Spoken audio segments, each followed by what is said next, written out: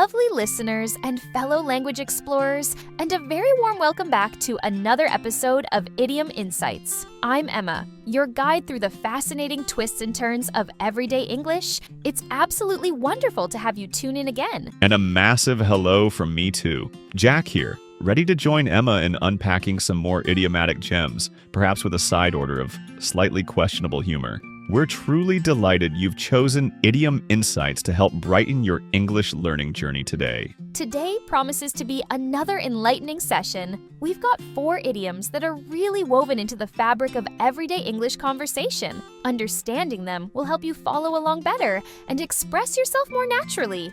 Getting these right really adds flavor to your English. Couldn't agree more, Emma. So let's get those thinking caps on and ears open wide. On this edition of Idiom Insights, we're diving into these fantastic phrases. First up, something straightforward. Cut and dry. What does it mean when a situation is described this way? Then, a word of caution in proverb form. Don't count your chickens before they hatch. Sounds like advice for farmers, but it applies to us all. Third, a picture of good health. Fit as a fiddle. Why a fiddle, though? We might investigate. And finally, a phrase for empty talk. Full of hot air. Definitely not a compliment. An excellent selection indeed, Jack. These cover clarity, caution, health, and empty words. Now, before we explore things that are clear and simple with cut and dry, just a quick friendly invitation from us at Idiom Insights. If you enjoy these episodes and want to be sure you catch all our future idiom explorations, please take a moment to hit that subscribe or follow button on your podcast app. Yes, please. It's the easiest way to stay updated. And giving us a like or a positive rating helps other English learners find the show, which is fantastic. It's like recommending a good book to a friend. Okay, essentials covered. Emma, shall we start with things that are uncomplicated? Let's. Our first idiom is cut and dry. This phrase is often used to describe a situation, a decision, or an explanation. Jack, what does it imply when something is cut and dry? Good question. When something is cut and dry, it means it is completely clear, straightforward, simple, and easy to understand. There are no complexities, ambiguities, or uncertainties involved. Often it also implies that a decision has already been made and is not open for debate, or that the facts of a situation are obvious and lead to only one logical conclusion. That's a great explanation. Straightforward and already decided. For instance, if you're assembling furniture and the instructions are incredibly clear with perfect diagrams and simple steps, you might say, "Thankfully, the instructions were completely cut and dry, so it only took me 20 minutes. The process was simple and clear." Exactly. Or imagine a situation at work where there's a very clear company policy about something, like expense claims. If someone asks if they can claim for something that's clearly against the policy, the manager might respond, "I'm afraid the rules on this are quite cut and dry. That type of expense isn't covered." The decision is clear and non-negotiable based on existing rules. It really emphasizes clarity and lack of complication. Now, let's listen to Mia and Mark. Are they discussing something that was surprisingly simple, or perhaps something that isn't so straightforward? Let's find out. Mark, thank goodness that whole issue with the faulty washing machine is finally sorted out. I was worried it was going to be a long, complicated process dealing with the warranty claim. Tell me about it. Remember last time we had an appliance issue with the old dishwasher? Dealing with that company was a nightmare. Endless phone calls, confusing forms, different people telling us different things. I was expecting the same hassle this time. Me too. But honestly, this time it was completely different. I called the customer service number on the warranty card yesterday morning, expecting a long wait and a complicated conversation. And what happened? Did you have to argue with them or fill out loads of paperwork online? Not at all. The person I spoke to, Sarah, was incredibly helpful. She asked for the machine's serial number, confirmed it was still under warranty, and immediately said, "Okay, that specific fault is covered under Clause 7B. We'll arrange for an engineer to come out with a replacement part." She didn't question anything or make me jump through hoops. Really? Just like that? No trying to blame misuse or anything? Nope. She explained the warranty terms very clearly. Certain faults within the first 2 years were automatically covered for replacement parts and labor. She said our reported fault fell squarely into that category. The whole process, the explanation, the solution, it was all completely cut and dry. She scheduled the engineer for tomorrow morning right there on the phone. Wow, that's amazing. So simple and straightforward. A completely cut and dry warranty claim. Who would have thought it possible? What a relief. That's a fantastic example of how the idiom is used. Mark and Mia were expecting complications based on past experience, but the warranty claim process turned out to be the opposite. Exactly. Mia describes the process, the clear explanation of the warranty terms, the immediate confirmation of coverage, the straightforward solution, as being cut and dry. It highlights the simplicity, clarity, and ease of the situation, contrasting with their expectations of complexity. So listeners, can you think of a situation that was surprisingly cut and dry? Or perhaps one you wished was more cut and dry? Share your thoughts in the comments on Idiom Insights. Now, let's move from clarity to caution. Our second phrase is the well-known proverb, "Don't count your chickens before they hatch." Emma, this sounds like very practical advice, but what does it mean in a broader sense? It is practical, Jack. Metaphorically speaking, don't count your chickens before they hatch means you shouldn't make definite plans or celebrate success based on something positive that you expect to happen, but which hasn't actually happened yet. Chickens hatch from eggs, but not every egg will necessarily produce a healthy chick. So counting them before they hatch is premature and might lead to disappointment if things don't turn out as hoped. It advises caution against overconfidence and premature planning. That's a very clear analogy. So it's about avoiding assumptions about future success. For instance, if you have a brilliant idea for a new app and you immediately start planning how you'll spend the millions of dollars you'll make before you've even written a line of code or secured funding, someone might wisely tell you, don't count your chickens before they hatch. Focus on developing the app first. Exactly. Or perhaps you have a job interview that you feel went incredibly well. If you immediately resign from your current job before receiving an actual official offer, you are definitely counting your chickens before they've hatched. The offer isn't guaranteed until it's formally made. It's really about managing expectations and not getting ahead of yourself. Let's listen to Mia and Mark. Is someone getting a little too excited about a potential future event? Mark! Oh my goodness, Mark. You are not going to believe the email I just received. Remember I entered that competition run by the local radio station? The one with the grand prize of an all-expenses-paid luxury holiday for 2 to the Maldives? Vaguely. Wasn't that the one where you had to write a short story about your dream holiday? You spent quite a while perfecting that entry, didn't you? What does the email say? Did you win runner-up prize or something? Runner-up? Mark, look! It says my entry has been shortlisted for the grand prize. Shortlisted. Out of thousands of entries, apparently. They said the final judging happens next week, but being shortlisted means I have a really good chance, right? Oh my goodness, the Maldives. Can you imagine? White sand beaches, turquoise water. Wow, shortlisted is great news, Mia. Well done. That's definitely exciting. Exciting? It's amazing. I'm already planning what I'll pack. Sunscreen, new swimsuit, maybe that fancy camera we talked about buying. And we'll need to arrange time off work, of course. Oh, and who will look after the cat? We need to sort that out. Maybe your sister could. This is going to be the best holiday ever. Hold on a minute, Mia. Getting shortlisted is fantastic.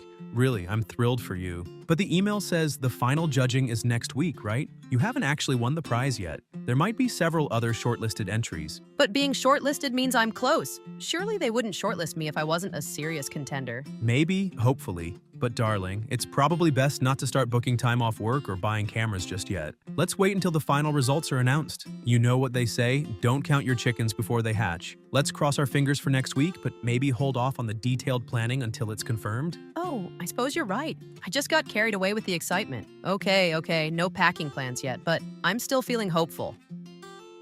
You can really feel Mia's excitement bubbling over there. She immediately jumped from being shortlisted to planning the details of the holiday she hadn't yet won. Absolutely. Mark very gently brings her back down to earth using the idiom, "Don't count your chickens before they hatch." He acknowledges her excitement, but advises her to wait for the actual result before making concrete plans based on winning. It perfectly illustrates the idiom's cautionary meaning. So, listeners, have you ever been tempted to count your chickens prematurely? Or have you had to advise someone else not to? Tell us about it. Now, let's turn our attention to health and well-being with our third idiom, fit as a fiddle. Jack, this is a lovely positive phrase. What does it mean if someone is described this way? And any idea why a fiddle? It's a great phrase. To be fit as a fiddle means to be in excellent physical condition, very healthy, strong, and active. As for why a fiddle, Well, the origins aren't entirely clear, but one theory suggests it relates to the fine condition required for a fiddle, a violin, to produce a good sound. It needs to be well maintained and in tune. Another theory just points to the pleasing alliteration of fit and fiddle. Whatever the origin, the meaning is clear. Excellent health. Interesting theories. So, excellent health is the key. For example, you might describe your 80-year-old grandfather who still goes for long walks every day, tends his garden, and seems full of energy by saying, "My granddad is amazing. He's 80, but he's still fit as a fiddle." That's a classic use. Or imagine someone has recovered surprisingly quickly and completely from an illness or surgery. A doctor might examine them and declare that, "Well, Mrs. Jones, you've made a remarkable recovery. You're fit as a fiddle." It signifies a return to full health and vitality. It definitely conveys a sense of robustness and well-being. Let's listen to Mia and Mark. Who are they discussing who seems to be in remarkably good health? Mia, I saw Mr. Peterson jogging in the park this morning when I was walking to the station. And I don't mean a slow shuffle. He was properly jogging at quite a decent pace. Mr. Peterson? Really? Our old neighbor, Mr. Peterson? He must be nearly 85 now, surely. I haven't seen him out jogging for years. I assumed he'd slowed down a lot. That's what I thought too, especially after he had that bout of pneumonia last winter. He seemed quite frail for a while afterwards. But honestly, this morning he looked incredible. Bright-eyed, energetic, keeping up a steady pace. Pneumonia last year, and now jogging energetically at 85? That's amazing. How does he do it? Most people half his age wouldn't look that energetic running. I know, I was so impressed, I almost stopped to applaud. He waved cheerfully as he went past, not even out of breath. It just goes to show, age is just a number for some people. After seeing him this morning, you'd have to say he is absolutely fit as a fiddle. You really would. Recovering so well from illness and still jogging like that at his age, that's truly inspiring. Definitely fit as a fiddle. Good for him. What a great, positive example. They are discussing their elderly neighbor, Mr. Peterson, who, despite his age and recent illness, is demonstrating remarkable physical health and energy. Exactly. Mark describes his energetic jogging and uses fit as a fiddle to summarize his excellent physical condition, and Mia readily agrees. It perfectly captures the meaning of being very healthy and active, often surprisingly so. Listeners of Idiom Insights, do you know anyone who you would describe as being fit as a fiddle?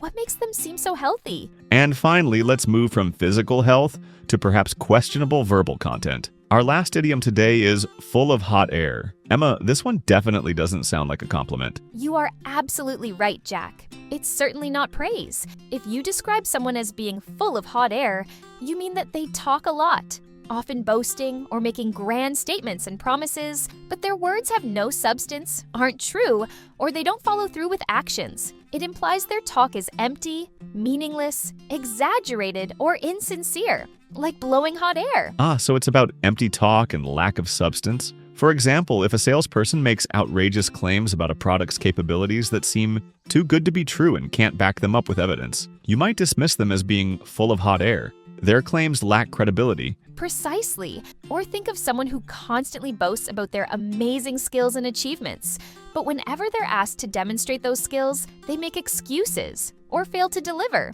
You'd likely conclude that they are just full of hot air. Their talk doesn't match reality. It's a strong criticism of someone's words, suggesting they are unreliable or boastful without basis. Let's hear Mia and Mark's final conversation. Are they discussing someone whose words haven't quite matched their actions? Mark, remember your cousin's friend Alex? The one who visited last month and spent the entire evening telling us about his revolutionary new business idea that was going to change the world? Oh, Alex, how could I forget? Yes, the disruptive tech solution for personalized cloud management, or something like that. He talked nonstop for about 2 hours about how he had venture capitalists lining up, how he was going to be a millionaire within a year, how his algorithm was pure genius. He certainly sounded impressive, didn't he? He sounded impressive, yes. Very confident, very enthusiastic. But afterwards, I bumped into our mutual friend, Lisa, who knows Alex quite well. I mentioned how excited Alex seemed about his new business. And what did Lisa say? Is he actually making progress? Is the world about to be changed? Well, according to Lisa, Alex doesn't actually have any funding yet. He hasn't even finished building the prototype. And the revolutionary algorithm is apparently still just a few notes scribbled in a notebook. She said he talks a great game, but rarely follows through on these grand schemes. Seriously? So all that talk about venture capitalists lining up and becoming a millionaire? It was just talk? No actual substance behind it yet? Seems like it. Lisa basically hinted that while Alex is a nice guy, he's often completely full of hot air when it comes to his big ideas. He gets carried away talking about things that are mostly just dreams at this stage. Ah, right. So all that impressive-sounding jargon and boasting was just hot air. That makes sense now. He talked a good game, but it sounds like he was full of hot air.